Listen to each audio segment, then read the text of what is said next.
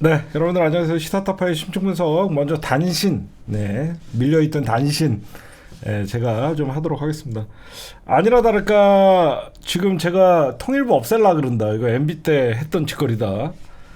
김영호가 북한 인권부 장관 거의 행세를 하고 있습니다. 취임 한 달 일정을 보면 그냥 북한 인권만 얘기해요. 뉴라이트들이 생각하는 거는 통일이 아니라 그냥 북한의 인권 문제, 일본이랑 똑같은 결이 있는 거거든요. 그래서 북한 인권부 장관이 됐어요. 지금 이제 예상했던 거죠. 그 다음에 우리 개동관 씨, 죄송합니다. 이동관이를 윤석열이가 임명을 했잖아요. 딴 거 없습니다. 이제 다음 달부터, 그러니까 다음 달 본격적으로 이제 KBS, MBC 2사 그냥 정면 충돌 양상이 날 거예요. 얘네들은 생각보다 빨리빨리 하려고 그럴 겁니다. 만약에 언론노조에서 어떻게 대응하냐에 따라서 이것도 자세히 지켜봐야 된다. 여러분들이 좀 말씀드립니다. 언론 장악이 쉽지는 않을 거예요. 왜냐면 언론 장악을 해서 제대로 장악한 사람은 없거든요. 오히려 언론을 장악하려고 하면 언론이 말 안 해도 윤석열 편 들고 여태까지 보수 성향의 언론사가 많았는데 오히려 언론 장악하려고 그러니까 그 보수 성향의 언론사들마저도 윤석열을 비판하는 그런 글들을 기사들을 쓸 수밖에 없을 거예요. 그 다음에 지금 여러분들이 방금 말씀드렸듯이 이동관이가 언론 장악뿐만 하려고 할 거야? 아니에요. 사람들은 이동관 언론장악 거기에 메인을 생각을 하는데 결국은 언론장악 니콜 내년 총선 승리예요. 그렇죠? 총선에서 총선 개입하려고 하는 겁니다. 언론을 통해서. 그래서 윤석열이가 요즘 사면하는 애들 보세요. 올 신년에 사면한 게 박근혜 정부에서 국정원 MB 정부에서 국정원 차장이었던 제3차장이었던 이종명이가 누구냐면 대놓고 댓글 공작했던 애를 사면을 해줬거든요. 근데 자유총연맹에서 이종명이를 강사로 초청해요. 결국은 정경련의 4대 재벌 재가입, 결국은 돈줄을 먼저 확보를 하고 그 다음에 댓글 조작 전문가들, 그 다음에 보수 수구 세력들, 수구 단체, 자유총연맹 플러스 국정원 이렇게 해갖고 내년 댓글 공작 우리가 여러분들이 눈 부릅뜨고 댓글 공작 100% 있어요. 댓글 공작 하려는 거예요. 그래갖고 여론을 댓글 공작으로 주도를 하고 거기에는 자유총연맹 거기에는 어떤 반민주 유튜버들 같이 해갖고 정치적으로 뛰어드는 거예요. 그래서 이동관이가 필요한 겁니다. 그 다음에 지난 주말 이제 지난 주말이라고 해도 되죠. 야사당과 민주노총 서울서 대규모 집회를 했죠. 여러분들 고생 많이 하셨고 결국은 이제는 윤석열 퇴진이 아니라 윤석열 정부 끝장내는 투쟁을 하겠다. 여기저기서 이렇게 선언을 하고 있는데 윤석열 정부의 끝장은 딴 거 없습니다. 내년 총선에 달려 있어요. 내년 총선에서 민주 진영이 200석 이상을 얻는 순간 검찰이고 나발이고 윤석열 정부는 끝나는 거예요. 언론도 돌아서고 검찰도 돌아서고 윤석열이가 지금 검찰 출신의 대통령이 됐다 그래갖고 검찰 믿고 지금 개긴 건데 결국은 검찰이 자기네 살기 위해서는 윤석열과 이제 또 선긋기하고 결국은 언론도 선긋기하고 제일 먼저 내년 총선에 만약에 민주정에서 200석을 확보할 경우에는 국민의힘이 버립니다. 그다음에 우리 정신 나간 이낙연 씨, 민주당의 신뢰 회복이 가장 중요하다. 오랜만에 좋은 얘기했어요. 민주당의 신뢰 회복. 근데 이낙연 씨가 생각하는 신뢰는 허건날 도덕성 얘기하는데 민주당의 신뢰는 야성을 찾는 겁니다. 그렇죠? 민주당의 신뢰는 민주당다운 투쟁력을 보여줄 때 바로 그게 민주당의 신뢰예요. 저렇게 도덕성 따지다가 결국은 다 빠지는 겁니다. 이낙연이 혼자 나홀로 지금 대권 행보하고 있는데 그리고 우리 또 정신 나간 사람들 요즘 많죠.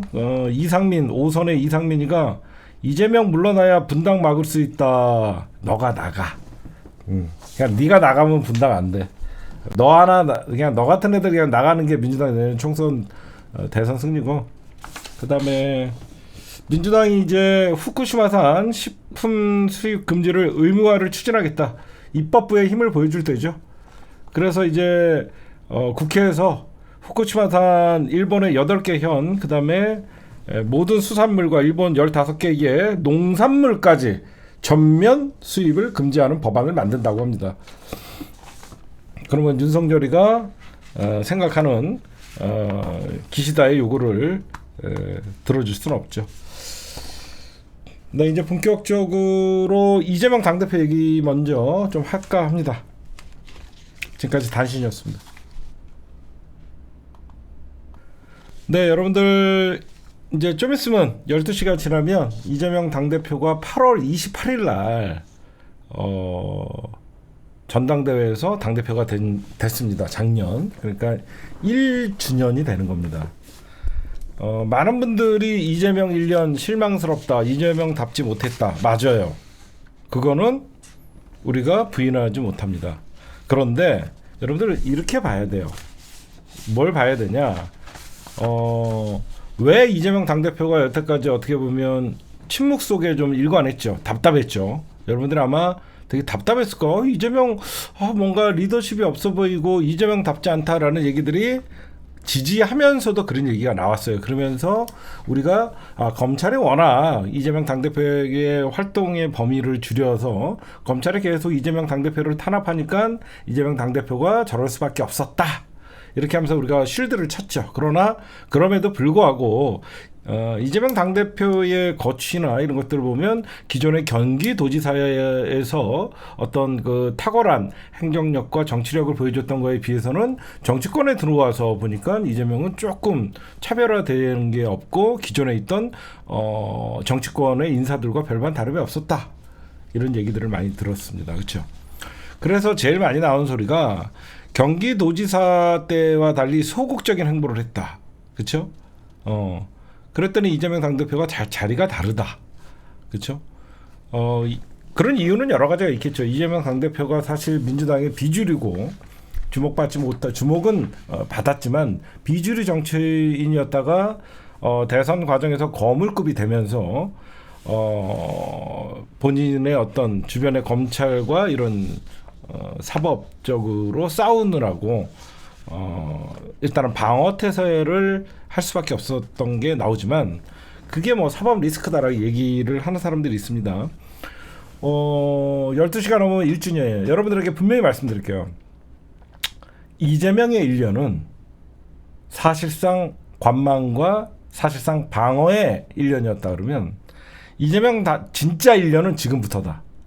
이재명 당대표가 자기는 당원들에게 더 강력한 지지를 받고 있다라고 하면서 사실상 이제는 물러나지 않겠다라고 얘기하면서 정면 승부수를 띄웠다는 것은 나머지 1년에 모든 걸 쏟아붓겠다는 거죠. 이제 국회 처음 들어와갖고 보니까 어떤가 이렇게 1년 동안은 관망을 한 거죠.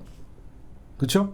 1년 동안 개파가 이렇게 되고 국회가 이렇게 돌아가고 이렇게 됐구나. 앞으로 1년을 딱 지내보니까 이런 것들을 파악을 한 거죠. 사실 이재명 당대표께서 국회 경험이 없었다라는 거는 여러분들이랑 저나 잘 알고 있었잖아요. 그러니까 1년 동안 당대표를 하면서 통합에 노력을 하고 하면서 과감히 안 되는 거는 안 되는 거고 이제는 이재명 스타일대로 안 되는 건 쳐내고 과감하게 통합할 수 있는 건 통합하고 그래서 1년 동안은 관망을 했죠. 그런데 1년이 딱 남은 1년의 승부수를 던지겠다 그러면서 내년 총선이 목표다라고 얘기한 거예요. 그렇죠? 근데 그냥 근거 없이 1년 지내봤고 1년을 해보니까 내가 자신 있다 그래갖고 이재명 당대표가 뜬구름 잡는 소리라는 게 아니라 1년을 내가 지내보니까 여러 가지 정치적인 변수, 그러니까 검찰이나 이쪽에서는 이재명을 1년 안에 날릴 수 있다라고 생각을 했겠죠. 근데 이재명 당대표가 해보니까 검찰 니들이 갖고 있는 수를 다 보여준 거야. 더 이상 검찰이 보여줄 수 있는 건 뭐 있어. 쌍방울 대북송금 특검 해갖고 이재명 30일 날 소환해갖고 망신 주기. 이제는 이재명 당대표가 오히려 본인이 잃을 게 없는 거예요. 그게 무슨 말이냐면 오히려 국힘당이나 검찰에서 이재명 당대표를 진작에 사법 리스크로 검찰에서 체포를 해갖고 구속을 시켰으면 이재명 당대표가 사실 시간이 지금이 내년 총선이 이제 8개월 남았거든요. 8개월 전에 검찰이나 국힘당에서 처리를 했으면 이재명이라는 정치인은 낙인을 찍으면서 사실상 없애버릴 수 있었는데 이재명 당대표가 굳건하게 당대표 자리를 지키면서 비명계의 공격을 받으면서도 버텼단 말이에요. 그럴 때는 이제는 이재명을 날리기도 그렇고 검찰의 입장이 어떠냐. 이재명을 가둬도 옥중 공천한다고 제가 늘 얘기했잖아요. 이재명 옥중 공천에도 그러니까 옥중에서 결재를 하더라도 정면 승부를 해야 된다. 그러니까 검찰 입장에서는 이재명을 가둬도 더 이상 오히려 검찰의 무리한 수사로 야당 대표를 가뒀다는 리스크가 발생할 수 있고 이재명을 안 가둬도 검찰의 수사가 편향됐고 근거가 없었다. 그러니까 이렇게도 하지 못하고 저렇게도 하지 못하다 보니까 이재명 당대표는 만약에 검찰이 무리한 수사를 해갖고 구속돼도 이럴 게 없어요. 왜? 지난 우리가 여러분들 민주당사 앞에서 당원 당규 개정하라라고 하면서 여러분들 엄청나게 떠들었죠. 그때 보이지 않게 당원 당규가 약간의 수정이 됐었어요. 뭐냐? 정치적 탄압에 의해서 검찰이 어떤 당직자들을 구속시키면 당직을 박탈하지 않는다는 게 수정이 됐었어요. 그때. 그래서 이재명 당대표가 검찰이 기소를 해도 당대표를 유지하는 거예요.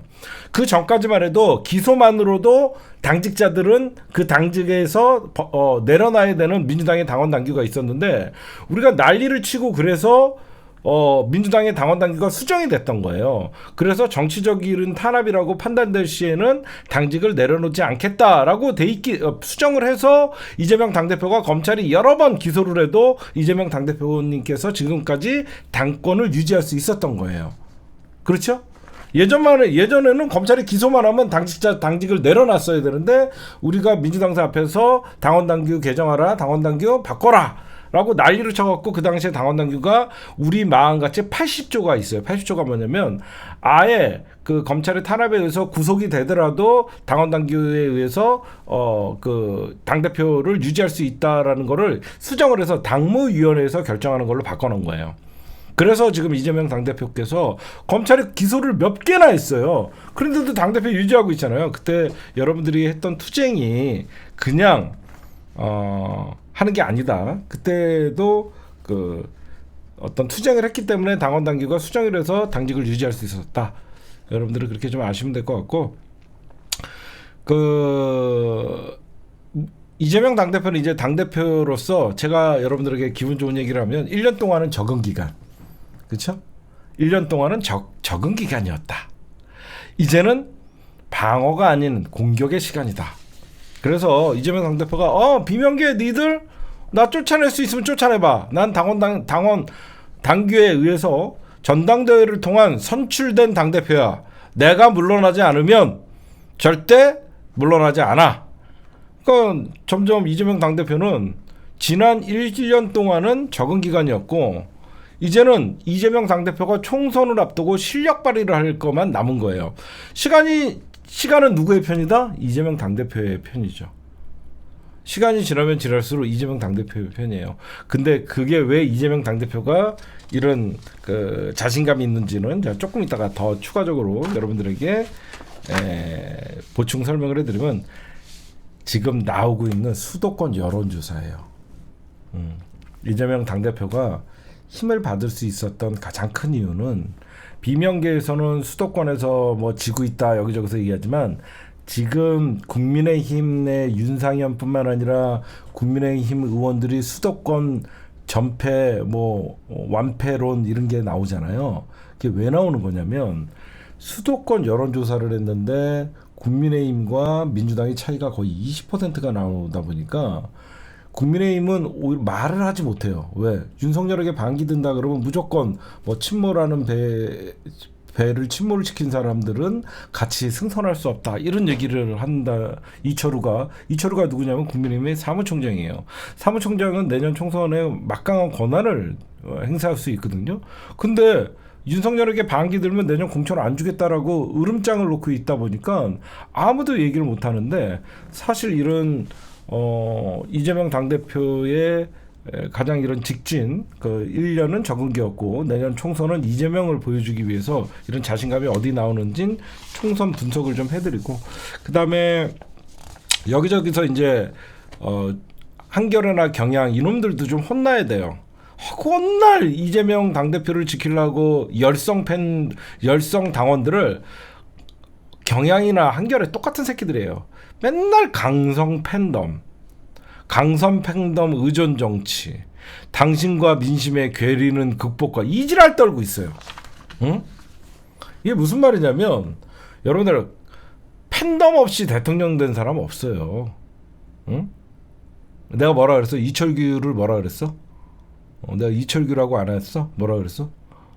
이철규라고 안 하고 따라 뭐라 그랬어? 나 말 실수했어? 이철규라고 한 거 이철우라 그랬어? 이철규. 근데 아니 여러분들, 대통령 된 사람 치고 노무현 대통령도 노사모가 있었고, 문재인 대통령도 문팬이 있었고, 아니 그놈의 이재명만 팬덤이 있으면 안 되는 거야? 응? 지네가 팬덤이 없으니까 무조건 그놈의 팬덤. 응? 이런 경향, 이런 기사 보면 난 너무 한심해요. 응? 그러니까 많은 사람들이 이재명 사법 리스크 우려가 있다, 이 개소리들 하는데, 이제는 국힘당에서 이런 소리 나오잖아요. 이재명 사건을 길게 끌고 가고 싶었는데 검찰이 너무 올인하다 보니까 총알을 너무 빨리 쏘았다.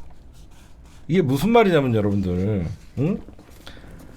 좀 검찰이 하나하나 시간을 두고 올 연말까지 계속 이렇게 좀 시간을 두고 좀 터트려줘야 되는데, 비명계의 시간을 맞춰갖고, 비명계는 자기네 공천권이 10월달 안에는 이재명 대표를 날려야 되다 보니까 검찰과 윤석열이 왜 이렇게 그러니까 윤석열 정부가 지지율이 안 나오는 이유 중에 가장 큰 게 뭐냐면요, 저는 이재명 당대표가 어떻게 보면 참 무서운 사람이라고 생각하는 게, 윤석열과 검찰이 이재명에게만 올인을 했어요. 자세히 보면, 지나고 보면 여러분들 우리가 분석을 한번 해보세요. 윤석열 정부에 어떻게 보면 지지율 안 나오냐, 민주당에서는 이재명 때문에 지지율이 안 나온다라고 하는데, 반대로 생각해 보세요. 윤석열의 가장 패착은 뭐냐? 이재명 잡기에 혈안이 돼 있던 거예요. 이 여태까지 검찰과 윤석열 한 게 뭐 있어요? 이재명 죽이기에 올인을 하다 보니까 정치, 경제, 사회, 문화 그 어떤 것도 제대로 챙긴 게 없어요. 근데 이재명은 건재하거든요. 그렇죠? 어떻게 보면 우리가 지난 1년 동안 이재명 당대표가 몸빵을 하면서 윤석열이가 스스로가 국정 파탄을 일으키는데 지네들은 말 모르는 거야. 그렇지 않아요? 잘 생각해봐요. 윤석열 정부 하면 생각나는 게 뭐 있어요? 이재명 잡기 혈안된 거밖에 없어요. 근데 지나고 보니까 저렇게 윤석열 정부의 검찰 출신의 대통령이 돼서 검찰 독재를 하면서 이재명 하나 죽이려고 그랬는데, 이재명은 끄떡없이 오히려 팬층은 이재명의 열성 지지자들은 더욱더 모여들고, 더욱더 이재명이 견고한 민주당 내 지지층을 만들어놨거든요. 그렇죠? 우리가 이게 뭐든지요, 작용이 있으면 막 때리다 보면 반작용이 나는 거예요. 누가 봐도 검찰의 무리한 수사, 윤석열이, 그러니까 수사는 검찰이 하지만 그 배후에는 윤석열이 있다고 하는 건 누구나 다 알 수 있었거든요. 1년 동안 거의 2년째도 이재명만 때리는 거예요. 우리가 어디 가갖고 윤석열 뭐 했어라고 하면 아무도 윤석열이 뭐 했다라고 얘기할 수 있는 사람이 누가 있을까요? 그렇죠. 윤석열 정부 뭐 했어 그러면 사람들이 뇌에 윤석열의 긍정적인 게 뭐가 있을까요? 아무것도 없단 말이에요. 거기에 이재명 잡기 혈안돼 있는 검찰의 모습밖에 없단 말이에요. 여기저기 대한민국 국민들은 묻지마 범죄와 사람들이 죽어나가고 있는 이 상황에서, 그러니까 이재명 당대표가 딱 이런 직진하는 모습을 보인 거는, 이제 내가 1년 동안 적응을 해보니까 사실상 내가 당하는 것 언론이나 그 민주당 안에서는 나 때문에 사법 리스크가 작용한다고 생각했지만 내가 1년 동안 당해보니까 오히려 윤석열이가 피를 흘리고 있는 거야. 이해하세요? 우리는 검찰과 윤석열에 의해서 이재명 당대표가 피를 흘리고 있다라고 생각했는데 반대로 봤더니 윤석열 정부가 집권 1년 차에 피를 철철철철 흘리고 있어서 지지율이 30%대밖에 안 나오는 거지. 그러니까 이제는 이재명 당대표가 비명계에서 나가라 그래도 나가지 않고 확실하게 정면 돌파를 하겠다라고 얘기하는 거죠. 거기에다가 이재명 당대표가 저렇게 자신 있게 얘기할 수 있는 부분은 뭐가 있냐면 조정식 사무총장이에요.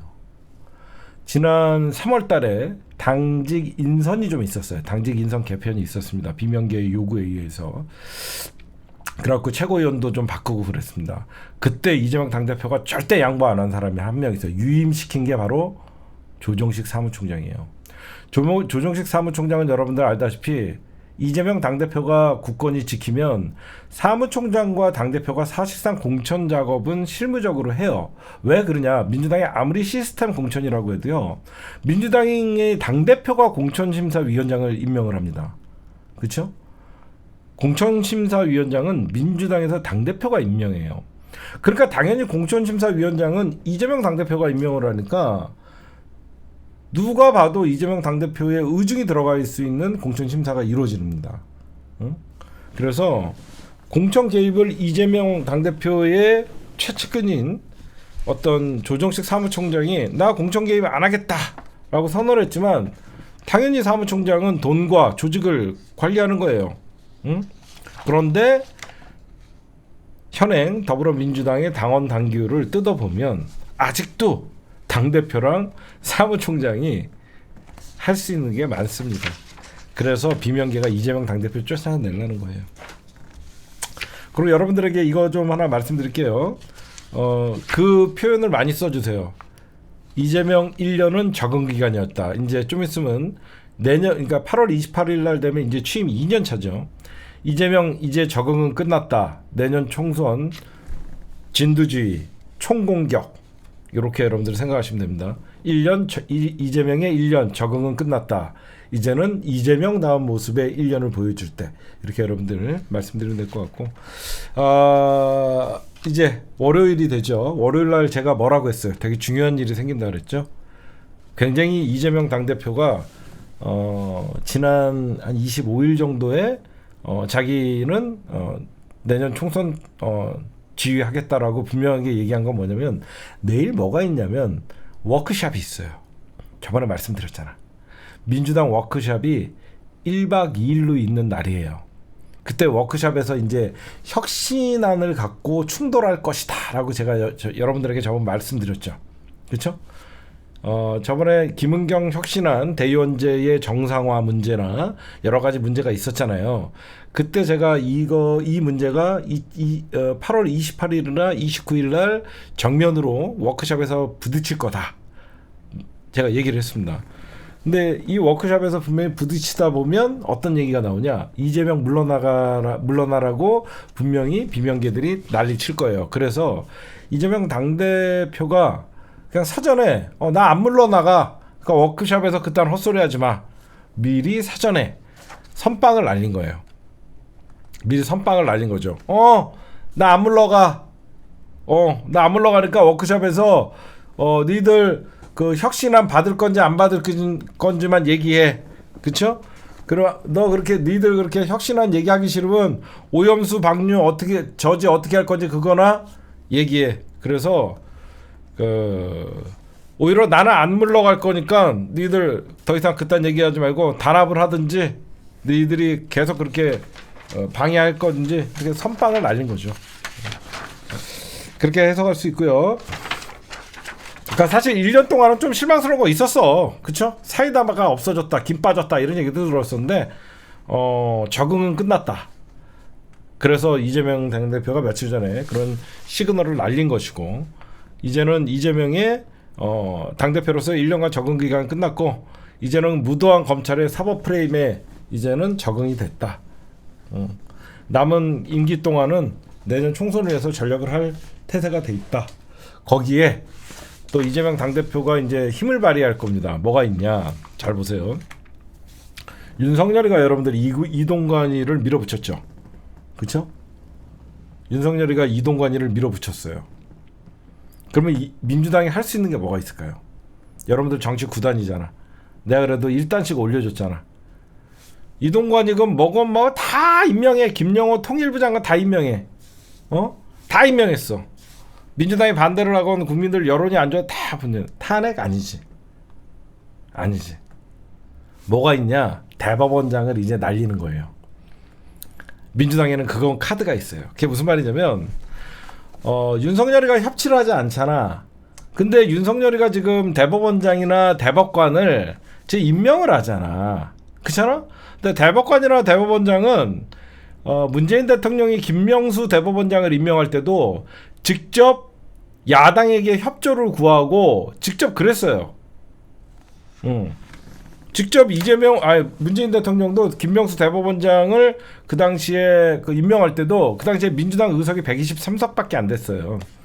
123석밖에 안 돼서 야당에게 협치를 구해야만 돼서 문재인 대통령이 그 당시에 정무수석을 보내고 직접 설득을 하고 그랬어.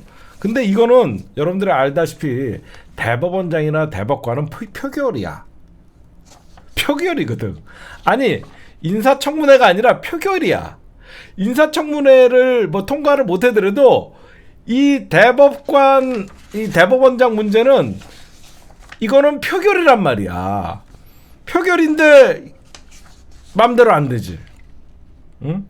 당연히 이제는 민주당이 의석의 힘을 보여줄 수 있는 시기가 온 거예요. 그래서 이제는 네 마음대로 마이웨이 하는 윤석열, 이제는 입법부의 힘을 제대로 보여줄 때는 민주당이 양보할 이유가 없는 거예요. 왜? 이동관이를 예를 들어서 이동관이라는 그 방통위원장을 민주당이나 시민사회의 요구에 따라서 낙마를 시키고 대법원장의 인준을 협조를 구했다 그러면 생각해볼 문제 있죠. 그렇죠? 그렇잖아. 저렇게 반대하는 이동관이를 사실상 민주당이 요구나 이런 모양새를 좀 갖췄다 그러면 민주당도 대법원장의 공백 상태는 우려가 된다라고 해서 민주당이 얼마든지 협조를 하거나 한 번 정도 생각해 줄 수 있었는데 아예 윤석열이는 야당의 어떤 생각이나 그런 걸 한 번도 들어준 적이 없거든요. 그러니까 이제는 민주당의 힘을 어디서 발휘하냐? 당연히 여러분들 당연히 뭐를 한다? 표결이다. 표결입니다. 그래갖고 향간에 어떤 얘기가 있었냐면 한동훈이가 이번 총선에 나오지 않고 한동훈이 이번 총선에 나오지 않고 국무총리로 가려고 그랬는데 급격하게 유턴을 해서 아마 수도권 내 선대본부장을 한동훈이가 맡을 거라는 얘기들이 많이 나오고 있어요. 여의도에서. 왜 그러냐? 한동훈이 국무총리 시키면 민주당이 그걸 뽑아주겠냐? 이 소리가 나오는 겁니다. 그렇죠? 국무총리도 표결이거든요. 국무총리도 표결인데 저 깜찍이가 저렇게 깐죽대는 게 국무총리 한다 그러면서 인사청문회 하는데 민주당에서 한동훈이는 비명이군 친명이군 벼르고 있는데 저걸 해주겠냐고. 의원님 같은 경우에는 그러면 제가 이렇게 깐죽대는데 그러면 문재인 정부 때는 뭐 했습니까? 이보세요. 지금 질의에 답을 하세요. 라고 하면 그러면 저 이제 대답 안 하겠습니다. 마이크 막 꺾고. 그래서 깐죽대는데 그래서 여러분들 한동훈이가 국무총리를 하고 싶어도 못해요. 왜 못하냐? 표결이거든. 표결. 그래서 한동훈이를 계속 불러내는 거야. 국민의힘에서는. 민주당이 양보할 이유가 없어요. 아니 대법원장 민주당이 협치해줄 필요가 뭐가 있어요. 윤석열 나 혼자 마이웨이인데 굳이 해줄 필요가 없잖아요. 거기에다가 이재명 당대표가 자신감을 얻은 게 어디가 있냐면요. 지금 여론조사에서 얘기하지 않는 게 있어요. 여러분들 좀 이상하죠. 뭐가 있냐면 문재인 대통령 때 일주일마다 여론조사 나왔어요. 기억나세요? 나는 무슨 문재인 정부 때는 이렇게 여론조사를 많이 하나. 일주일마다 여론조사를 해요. 일주일마다. 근데 요즘은 윤석열 정부 들어오고 나서 여론조사가 그렇게 많지 않죠. 응? 지금 왜 국민의힘이 여러분들 발칵 뒤집혔냐? 어떤 여론조사가 나오냐면요. 민주당이 국민의힘을 수도권에서 지지율 차로는 뭐 한 10% 이상 오차 범위 안에서 수도권에서 이긴다는 게 나와요. 10% 정도. 근데 그들이 말하지 않는 게 뭐냐면 지금 수도권에서 여러분들 무당층이 30%가 넘어요. 이거 굉장히 중요한 얘기입니다. 수도권에서 여론조사를 하면요. 무당층이 30%를 넘어가요. 근데 이 수도권에서 무당층 30% 중에서 국민의힘을 무당층 중에서 국민의힘을 찍겠다는 사람보다 민주당을 찍겠다는 사람이 2배가 더 넘어요. 그러니까 수도권에서 무당층은요 대부분 야권을 찍겠다는 사람들이 많아요. 그러니까 수도권에서 30%면 10%는 무당층 중에서 10%는 국민의힘을 찍는다는 거고 20%는 민주당을 찍는다는 거예요. 그렇잖아요. 수도권에서 무당층이 30% 계속 늘어난 거야. 근데 수도권에서 무당층이 늘어나는 거는 집권 여당에게 실망을 해서 먹고 사는 문제가 힘들어지는 사람들이 많거든요. 그렇죠? 경제 문제가 바로 수도권의 직격탄이에요. 수도권의 직격탄은 경제 문제거든요. 정치 문제보다 무당층이 늘어나는 건 경제 문제예요.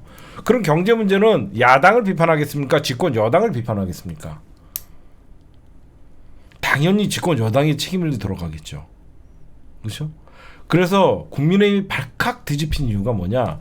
이 무당층의 표심을 이게 여러분들 여론조사 중에서 내일이 만약에 총선이라 그러면 어느 정당을 지지하겠습니까? 1번 민주당, 2번 국민의힘 이렇게 할 거 아니에요? 그 국민의힘이나 민주당 그 어느 정당도 지지하는 사람이 없다라고 하면 만약에 3번이 무당층이라고 해봐요. 3번을 누르면 그 3번을 대상으로 다시 여론조사를 하는 거예요. 지지하는 정당이 없다라는 사람을만 뽑아서 다시 여론조사를 했더니 깜짝 놀라는 여론조사가 나온 거예요. 지지하는 정당이 없다는 사람을 따로 여론조사를 했더니 국민의힘을 찍겠냐 민주당을 따라 민주당이 배가 많다는 거지. 그래서 국민의힘이 난리가 난 거예요. 그리고 여러분들 또 뭐가 있냐면 내년 총선은요 이재명만 지키면 대승이에요. 제가 여러분들 이재명 8이라는 게 아니라 내년 총선은 이재명만 지키면 왜 대승을 하냐면 지금 경제가요 정부가 말을 하지 않고 있는데 대중국 경제 리스크가요 너무 빨리 터졌어요. 이게 총선을 앞두고 한 달, 2달 남겨놓고 터지면 어영부영 덮을 수가 있는데요. 문재인 정부 때 중국의 수출량이 40% 정도 됐었어요. 문재인 정부 때. 근데 윤석열 정부 지난 1년 동안 40%에서 15%가 줄어갔고 25%를 정도로 줄었었어요. 지금 근데 여기저기서 이제 윤석열이가 나홀로 그 행동대장 역할을 하면서 어떻게 줄었냐면 19%까지 떨어졌어요. 현재 제대로 된 중국의 경제 보복이 일어나지 않았음에도 불구하고 대중국 경제의 무역량이 19%로 줄었어요. 19%. 근데 중요한 건 뭐냐? 정부가 돈이 없어요. 문재인 정부 때 여러분들 한번 예를 들어 드릴게요. 지금 좀 있으면 그러니까 지금 아직 총선이 8개월이나 남았는데 중국의 무역 보복이 일어나면요. 아예 우리는 중국과 이제 한 자릿수의 무역 수지가 일어나면 그 많은 수출은 미국이 감당해 줄까요? 일본이 감당해 줄까요? 일본은 우리한테 맨날 돈 빼먹고 우리는 일본과의 어떤 무역에서 단 한 번도 흑자를 낸 적이 없어요. 미국이 그렇다 그래갖고 우리나라한테 내년 대선을 앞두고 미국이 우리나라한테 퍼주기를 할까요? 절대 안 하죠. 오히려 미국은 자국 경제를 살리겠다라고 하면서 미국도 내년 11월 대선이거든요. 절대 미국 퍼주지 않아요. 경제가 결국은 죽는 거예요. 그러면 여기서 여러분 잘 보세요. 이 모든 선거는 먹고 사는 문제고 경제의 문제예요. 문재인 정부 2020년 총선을 제가 여러분들에게 하나 예를 들어 드릴게요. 그때 총선이 4월이었어요. 그때 긴박하게 돌아갔어요. 제가 지금도 기억하는데 1월 달 여론조사를 해요. 1월 달 2020년 총선을 3개월 남겨놓고 1월 달 여론조사를 돌렸더니 문재인 대통령의 지지율이 과거같이 나오지가 않는 거예요. 문재인 대통령의 지지율이 코로나 터지기 전만 해도 60% 이렇게 나갔는데 코로나가 장기화되면서 문재인 대통령의 지지율이 나오지가 않는 거예요. 빨리 지나가죠. 그때 문재인 대통령의 지지율이 40%로 떨어져요. 문재인 대통령의 지지율이 2020년 총선을 3개월 앞두고 문재인 대통령의 지지율이 40%로 팍 떨어져요. 그때 이제는 말할 수 있다 얘기하면 문재인 정부의 코로나 관리도 잘했지만 그때 문재인 정부가 굉장히 대단한 정책을 써요. 그게 뭐냐? 자영업자들과 전국민 재난지원금을 뿌려버린 거예요. 전국민 재난지원금을 뿌려버렸더니 지지율이 이렇게 올라가요. 진짜 그때 총선 직전에 문재인 대통령의 지지율이 60%였어요. 60%. 여러분들 그거 기억할 거예요. 총선을 앞두고 전국민 재난지원금을 확 뿌려버리니까 지지율이 쭉 올라가기 시작해요. 그때 전국민 재난지원금 그 효과가 되게 컸어요. 그래갖고 우리가 물론 민주당이 이 문재인 대통령이 잘해서 어떤 코로나 관리도 잘하고 그랬지만 그때 적재적소에 문재인 정부가 재정적인 여력이 있었다는 거예요. 재정적인 여력. 근데 반면에 여러분들 봅시다. 지금 30%가 넘는 무당층이 민주당을 찍겠다는 것은 현 정부에 불만이 있는 사람들이죠. 이 왔다 갔다리 하는 사람들은 분명히 있더라고요. 뭐 이명박 찍었다가 문재인 찍었다 이런 사람들이 있어요. 근데 내년 총선에서 결국은 경제 이슈가 이 무당층을 움직일 건데 여러분들 윤석열 정부가 경제 위기를 막아낼 능력이 있을까요? 전혀 없습니다. 경제 그렇다 그래갖고 윤석열 정부가 내년 총선을 앞두고 국민 경제를 활성화한다 그러면서 예산을 쏟아부을 능력이 될까요? 없어요. 문재인 대통령 때는 우리는 흑자를 수년간 흑자만 내고 그리고 예상 외로 엄청난 세금이 우리가 예상했던 것보다 세금이 더 거치는 시대였어요. 그렇죠? 그래갖고 홍남기 우리가 엄청 욕했잖아. 세수도 제대로 파악하지 못하는 놈이라고. 그때 문재인 정부는 세금이 넘쳤어요.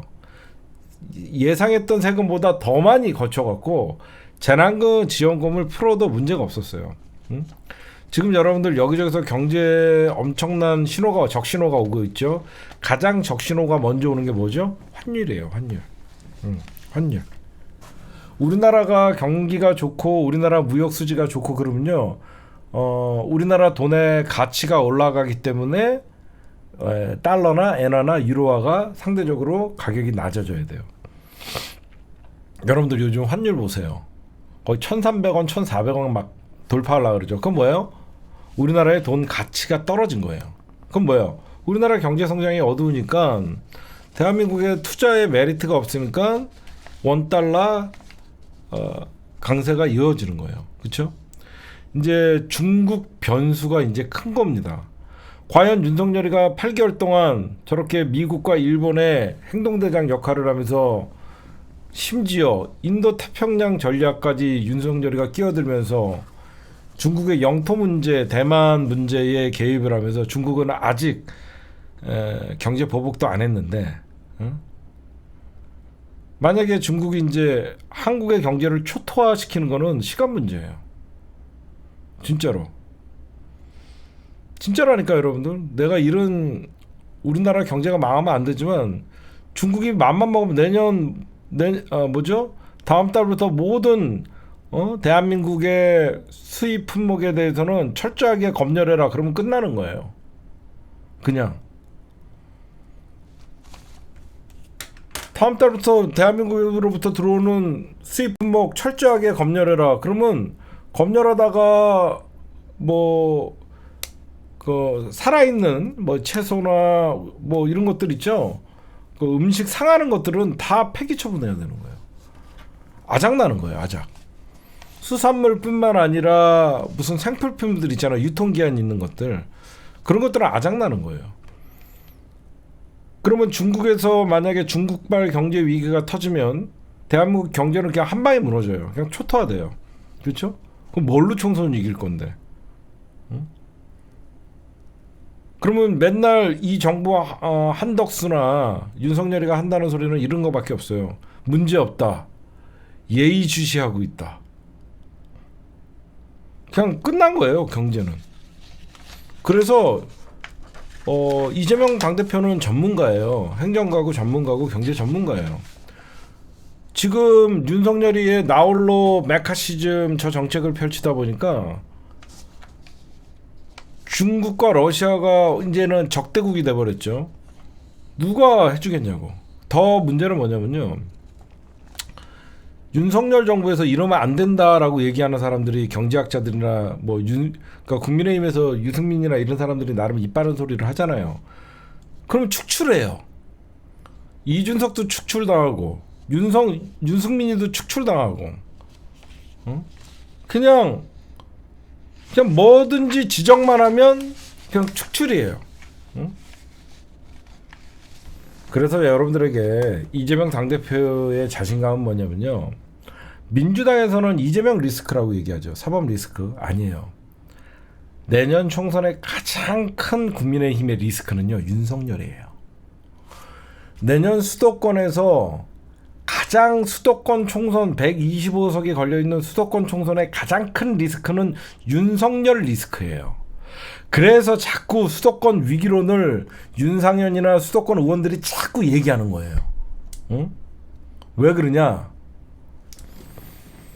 수도권에서는 대통령 지지율이 결국은 총선에 반영돼요. 그렇죠? 그래서 2020년 총선도 문재인 대통령의 지지율이 되게 중요했던 거예요. 제가 예전에 여러분들 이런 말씀을 좀 드린 적 있죠.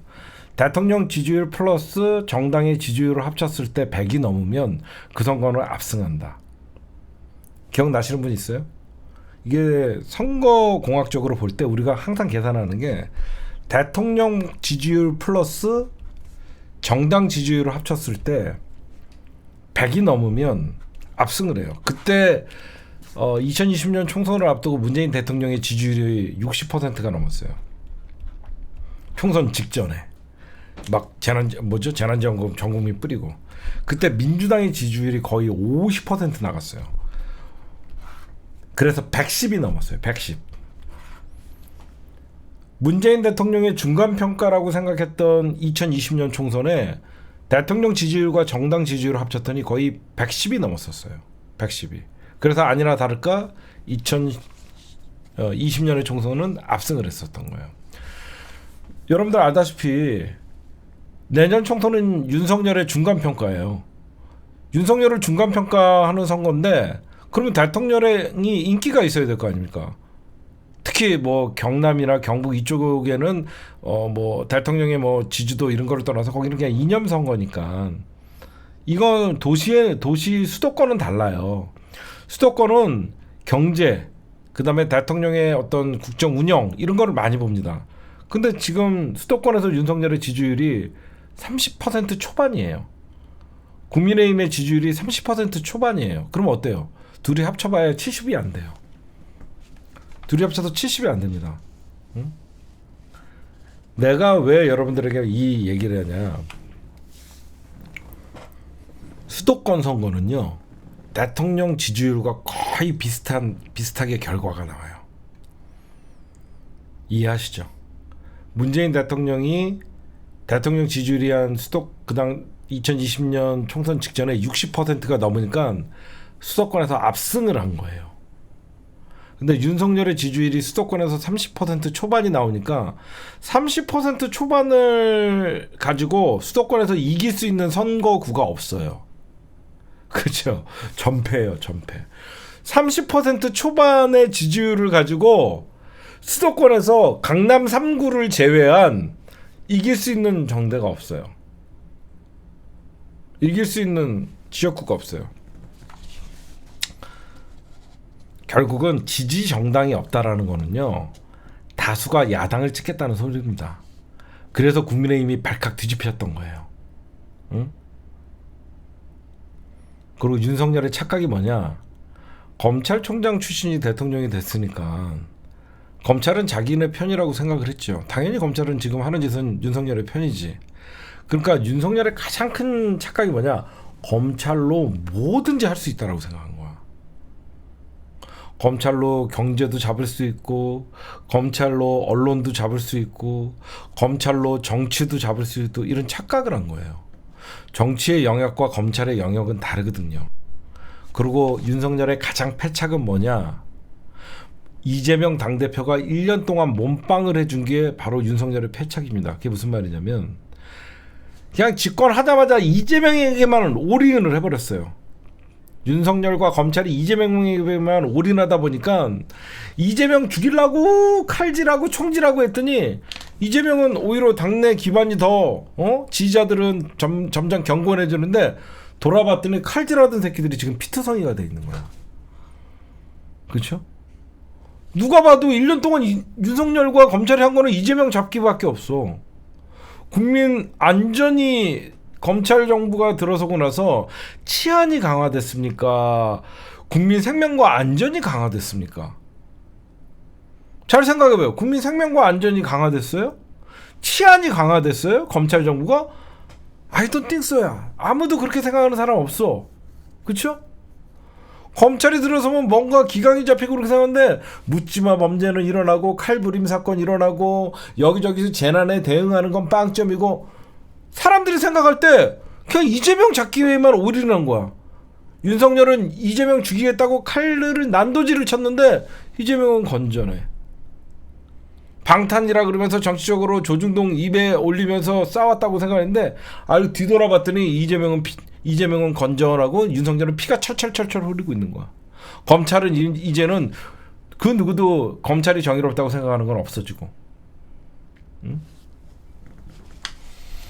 결국은 이재명을 제거하려다가 결국은 검찰과 윤석열이 피만 흘리는 형국이 됐고, 이 정도 되면 물러날 줄 알았는데 오히려 이재명은 남은 1년은 관만기였고 적응기였고 이제 직진하려는 이재명의 모습을 보여준다니까 검찰이 깜짝 놀란 거죠. 윤석열 정부가.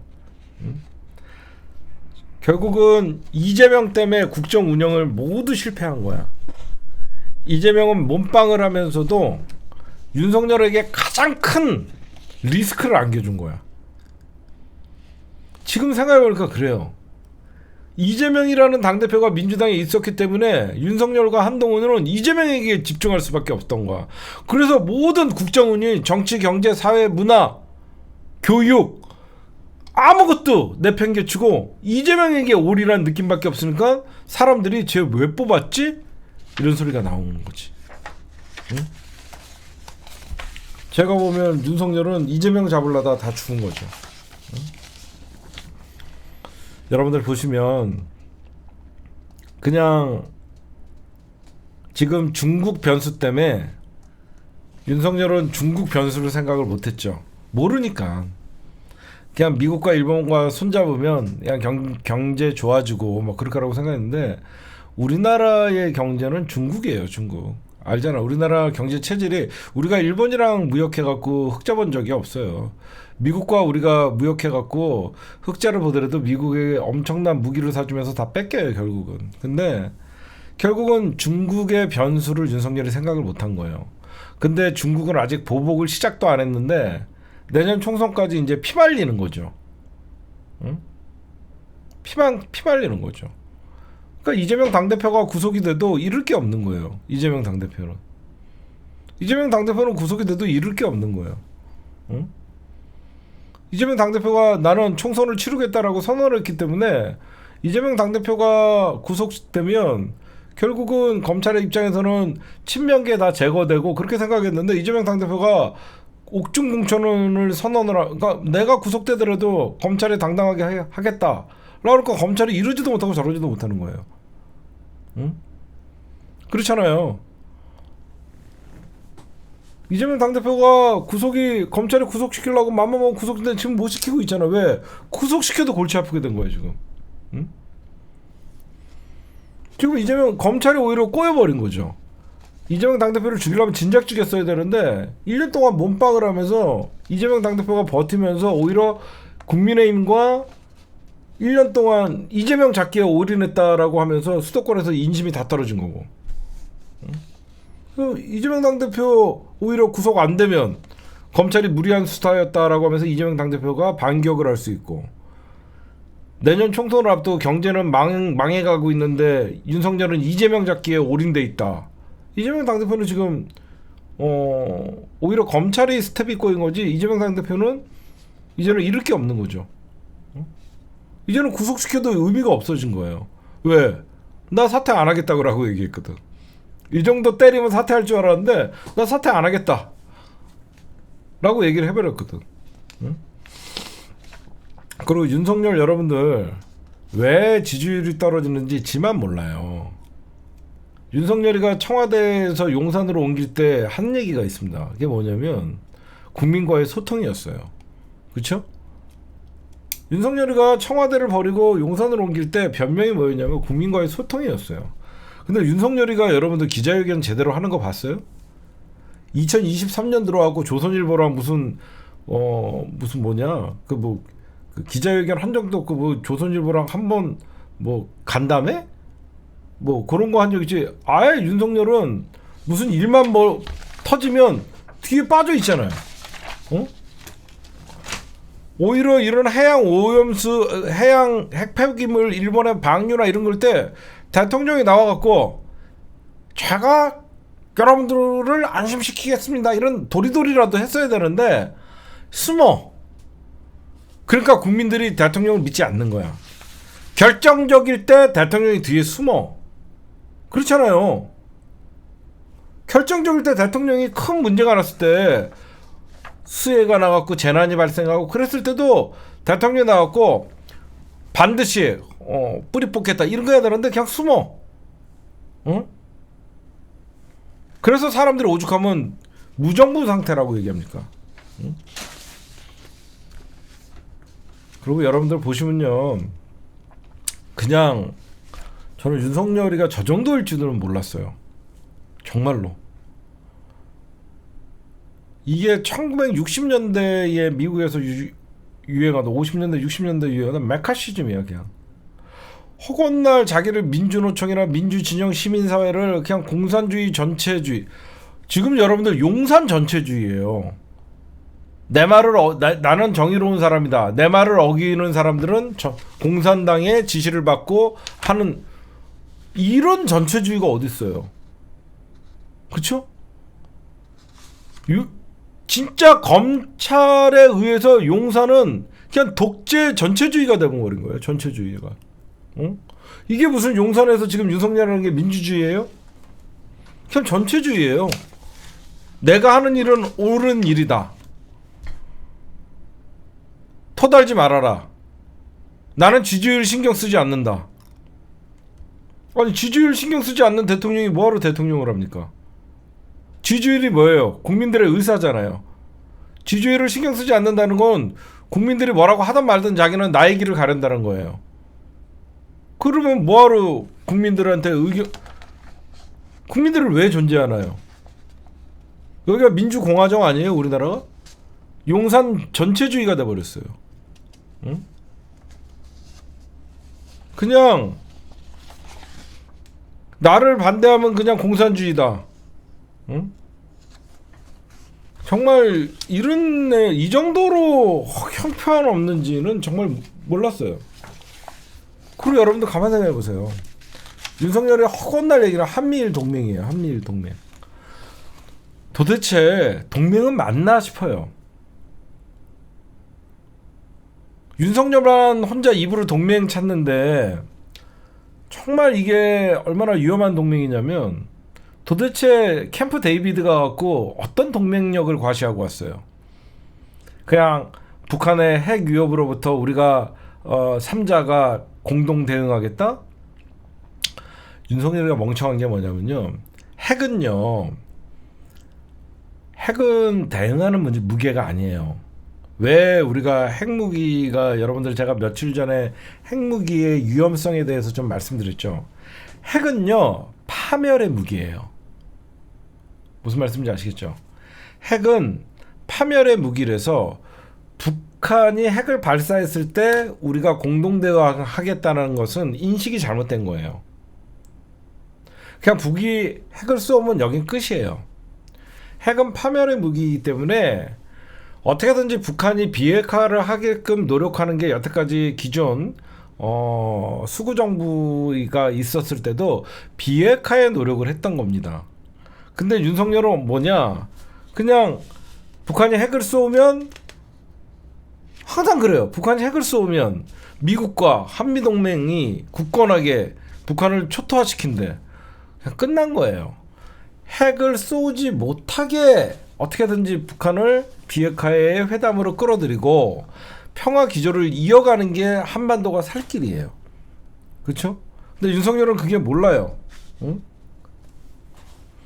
그냥 제가 볼 때는 캠프 데이비드에 대해서 일본은 군사 대국화, 그 다음에 해양 투기 오염수, 핵 폐기물 방류, 여러 가지 얻은 게 일본은 되게 많아요.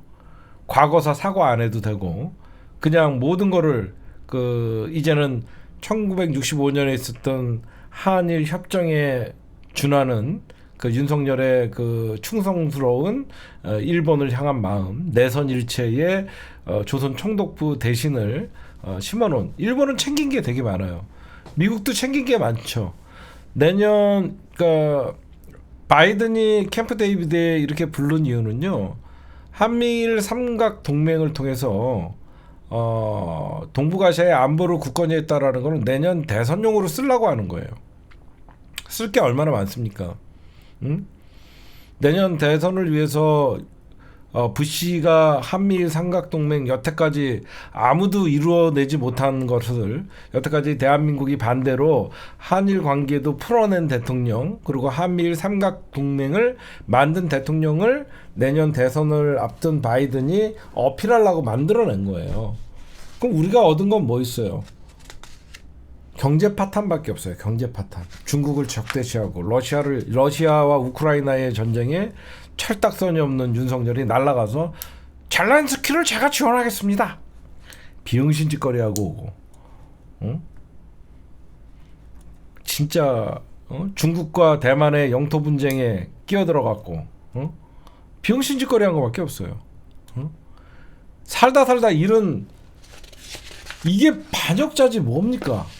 우리가 1이라도 얻은 게 있었으면 저는 이런 얘기를 안 해요. 어?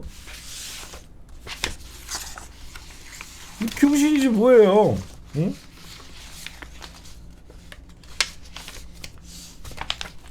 거기에다가 우리 시사타파 뉴스에 그 육군사관학교에 어떤 우리 독립운동가 5명의 흉상을 없애려고 한다. 단독 기사가 여러분들에게 의문을 던질게요. 과연 이건 누구의 생각일까? 육사 교장의 생각일까? 대통령실의 생각이죠. 그렇지 않아요? 이건 대통령실의 생각이죠. 왜 우리 언론은요, 우리가 자꾸 이거 그 국방부 장관을 조지는데, 여러분들 안 그래요? 이거 그렇게 하면 안 돼요. 이거 국방부 장관을 우리가 자꾸 조지고 있는데, 국방부 장관을 조질 일이 아니라 이거 누가 시켰나를 찾아야 돼요. 그렇죠? 이거 도대체 누가 시켰냐? 응? 이거 누구의 아이디어냐를 찾아야 되지. 국방부 장관이 무슨 힘이 있다고 육사 앞에 있는 그 흉상을 철거합니까? 그렇잖아. 국방부 장관 저 이종섭이가 뭘 안다고. 이종섭의 아이디어로. 아니죠. 이거는 분명히 윤석열을 만든 뉴라이트 세력과 멘토단이겠죠. 그치? 뉴라이트와 멘토단이지. 여러분들 보세요. 왜 흉상을 제거하려고 그래요? 어느 정도 알죠? 왜 육사 앞에 있는 홍범도 장군, 지청천 장군, 그 다음에 우리 김좌진 장군, 그 다음에 우리 이회영 선생님, 이런 분들을 왜 왜 없애려고 해요? 왜 없애려고 그래요? 왜 이런 독립운동을 하죠?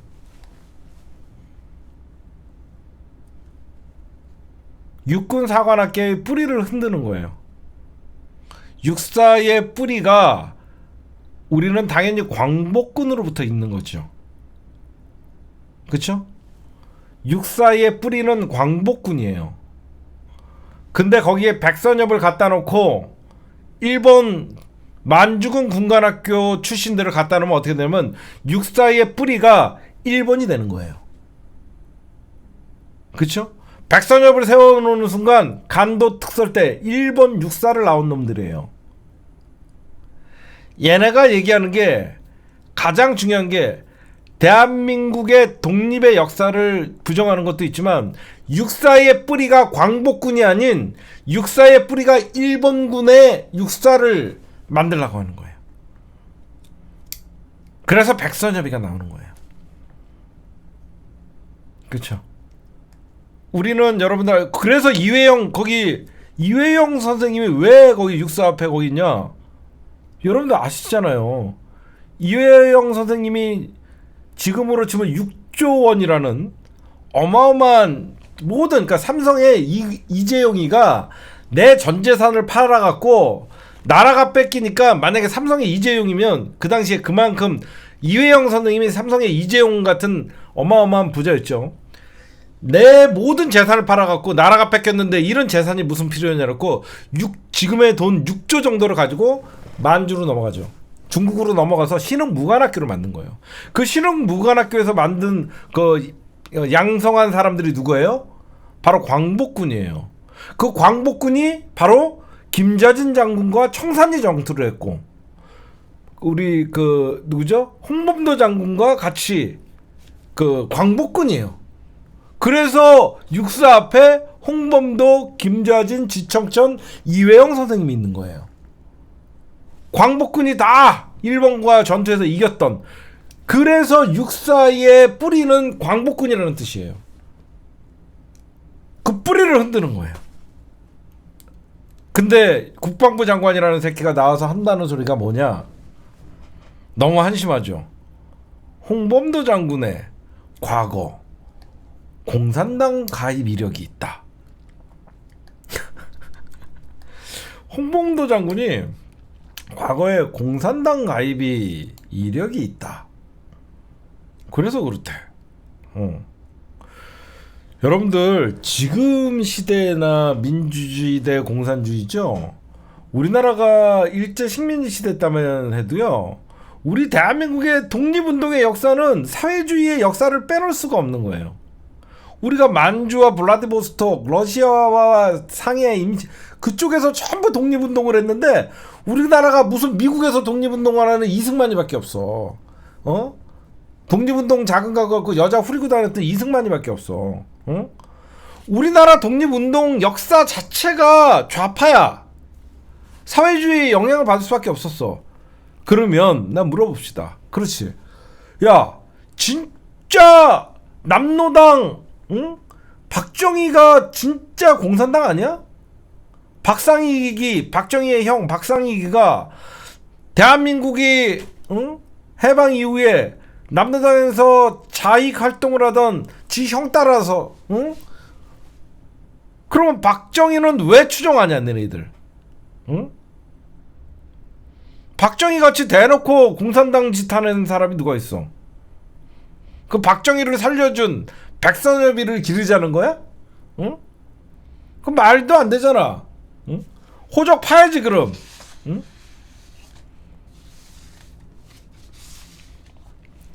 야, 그래 팔아. 내가 볼 때는 그냥 독립운동의 역사 지우고 그냥 이거 딴 거 없어. 그냥 흉상 철거해. 그리고 을사오적 5명 갖다 놔. 니네한테 그게 어울려. 뭐 윤석열 나카무라 공, 윤석열 네가 무슨 독립운동을 네가 뭐 자랑스럽게 생각하냐? 야 을사오적 세워놔. 그게 어울린다. 내가 보니까 그냥 육군사관학교 앞에 이완용 뭐 다 해갖고 율사오적 그냥 박아놔. 그게 어울린다 니네 정부에게는. 응? 아유 무슨 씨 홍범도가 뭐 했는지도 모르고. 응. 응? 무슨 홍범도가 빨갱이였다 그럼 박정희는.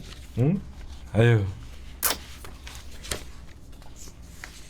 그냥 역사를 세탁하려는데 잘 안되지.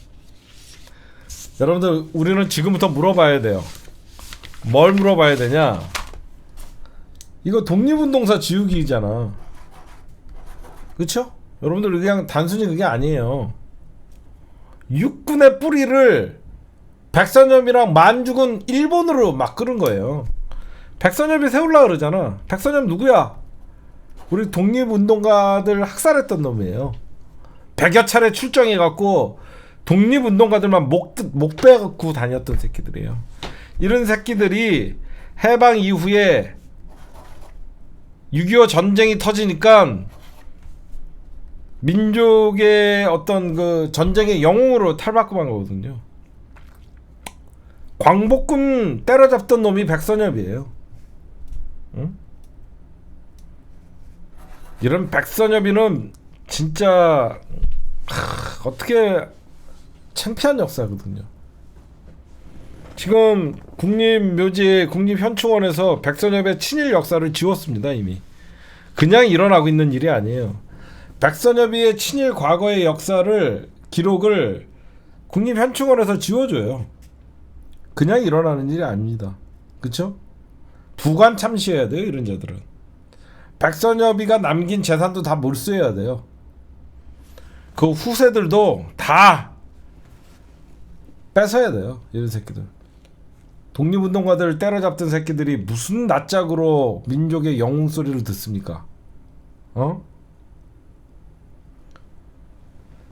딴 거 없어요. 히사타판 뉴스에서 단독 보도했지만 누가 시켰냐? 그걸 민주당은 계속 물어봐야 됩니다. 이종섭이가 혼자서 육사에 가만히 있는 흉상을 철거하라고 할 이유 없습니다. 윤석열이가 이 흉상 독립운동상 지금 누가 시켰냐?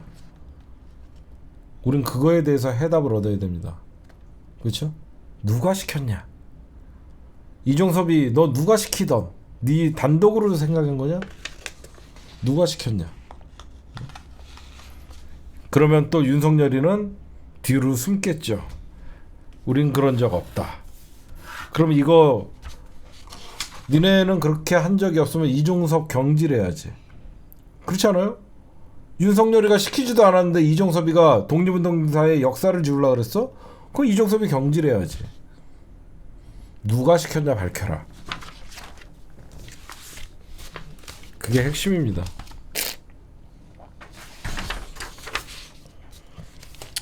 윤석열이 하는 꼬라지를 보면요, 그냥 일본과 일심동체, 내선일체, 그냥 조선촉독부, 나카무라 공, 그냥 나카무라 경. 저는 빠꾸는 없습니다. 전 직진입니다. 한일관계 돈독해야 됩니다. 나카무라 경. 더라이 진짜. 응? 아유. 네, 오늘 심층분석은 여기까지.